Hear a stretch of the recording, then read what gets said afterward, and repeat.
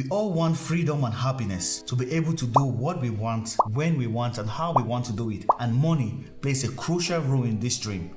Unfortunately, most of us weren't taught how money works, how we can turn around money to make it work for us. So we ended up making a lot of mistakes along the way that has cost us a lot. I, for one, there are a lot of mistakes I made that when I think about them, I regret. And because of that, I don't want you to make the same mistakes that I did. That's why in this video, I'll share with you the 3 money myths that I believed all along that kept me broke.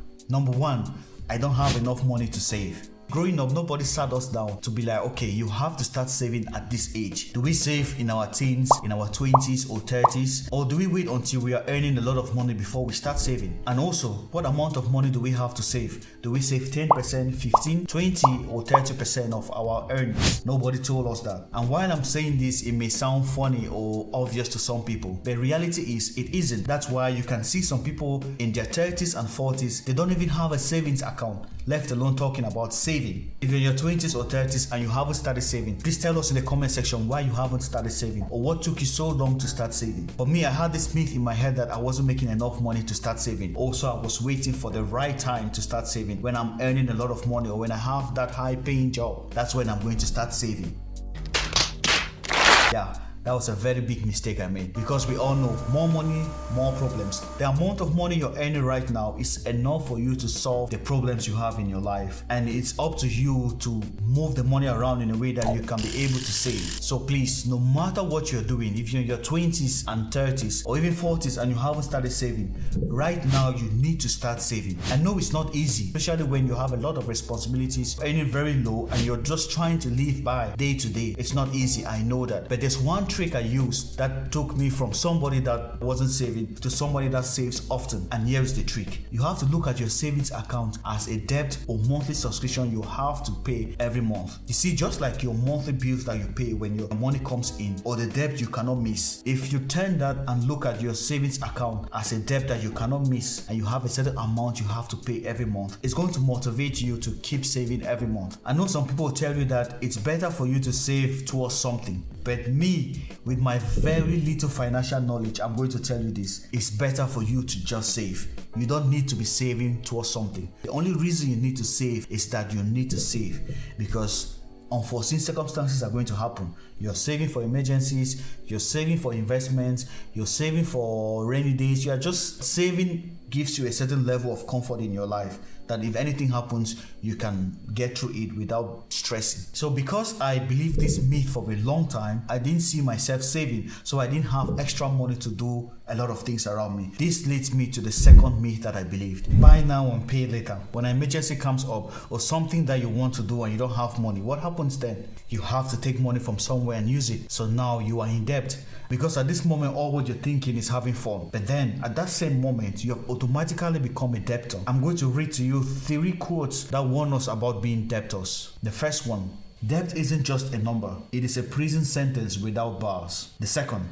when you get in debt, you become a slave. And the third and most profound one: the rich rule over the poor and the borrower is slave to the lender. Now let's talk about the trap you just got yourself in. You see, the system right now has made it easy for you to incur debt, especially with this buy now and pay later loan system. You don't need your credit card, you don't need your credit card scores, you don't even need to go to the bank for you to get a loan. As long as you want it and you go to their website, you get it immediately. They don't mind giving you the money because they know they are going to make profit out of it. And these big companies are good at that. You have PayPal, you have Klarna, you have Affirm, you have Afterpay, and guess what? Apple Pay just joined the league to be one of those who will be giving you the money. But here's something that is very interesting. I found some shocking statistics around in the internet that blew my mind completely, because I thought I was the only person that was struggling with this buy now pay later loan system. First thing I wanted to find out, what is it about this buy now pay later that everybody's going to it? So according to LendingTree, reasons Americans use buy now pay later services: for more expensive purchases so that I can spread the cost over time. I buy things I wouldn't normally be able to afford. To avoid credit card debts, I wanted to try it out. I feel less guilty about my shopping habits so that I don't have to wait for payday to make a purchase. So these were some of the reasons that these Americans were to this buy now pay later scheme. I mean, I think that it's not just Americans. It's easy for you to get trapped in this. Like I said, mine was that it was was very easy, and I didn't have to wait for the payday for me to have the money to buy what I wanted.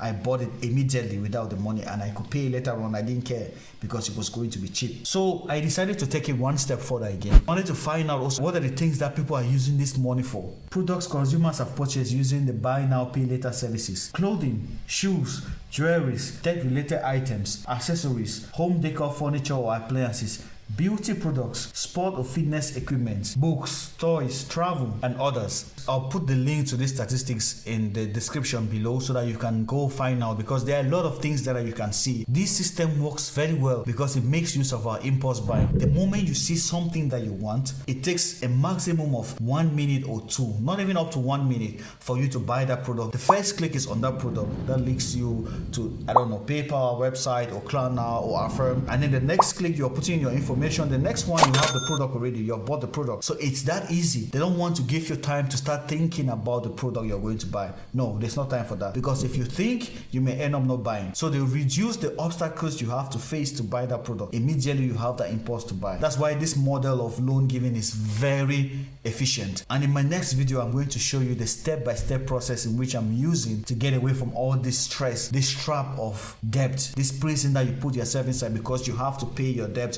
every month. Imagine the amount of money you're spending every day that is going to these guys their pocket just because you bought something at the moment that you found that was interesting, but later down the line it wasn't that important. I'm going to show you in the next video how I'm doing it, so please like and subscribe so that you don't miss the next video that's coming up. Third money myth was that financial literacy is very difficult. Well, I don't blame those who believe or think that it's very difficult for you to understand the financial stuff, especially when it comes to personal finances and all these big financial things. Because I, for one, I didn't understand them very well. The terminologies they use in this financial world, some of them are just crazy. They just intimidate you for nothing. Like, I can be in a conversation with people and then, I'm watching any video, and the moment they start bringing all these financial terms and they're talking about personal finances and going into details of it, I just get lost. I mean, I was talking about basic things like taxes, tax, compound interest, inflation, dividends, stocks, market shares, IPOs, and all those normal stuff that it looks easy, but then when you are not used to it, it intimidates you. And because of this intimidation, I believe that I was never going to be financially free because I didn't understand all these terms. And there's something peculiar about belief. It has a direct effect on what you do. Say, for instance, if you believe that this financial literacy is very difficult for you, it makes it difficult for you to push yourself to get those books and to get those things that will make you understand all these financial terms. But there was one thing that happened to me that made me change, and it was the moment that I sat down and I looked at my bank account. I actually made a budget and I saw the way my money was going out of my bank account to things that were very useless due to my impulsive spending, due to my debts that I was paying, due to my monthly subscriptions, and my money was just going like that. So I was like, wait a minute, is this the way I'm going to be living for the next 4, 5, 6, 10 years? Nope, it cannot happen like that. So I decided, okay, now I have to take this financial thing seriously. I have to take my personal finances very seriously because I need things to change. And trust me, the moment I started putting in a lot of interest into learning these things and passion into it, I started learning a little bit and I was encouraged to keep going.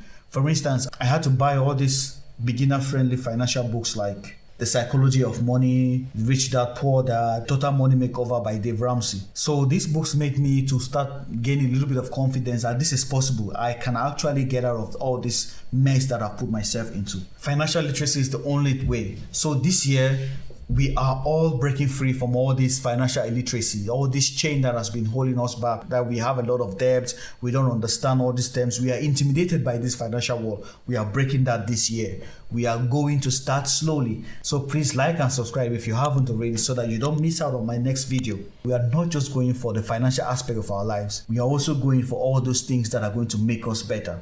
And in my previous video, I talked about 5 books that made a difference in my life, that changed me completely, that brought me to this person that is trying to make a change. I recommend you check out these videos because it's very interesting. So thank you so much for watching. And if you haven't subscribed again, please like and subscribe so that we keep this channel going. Thanks very much.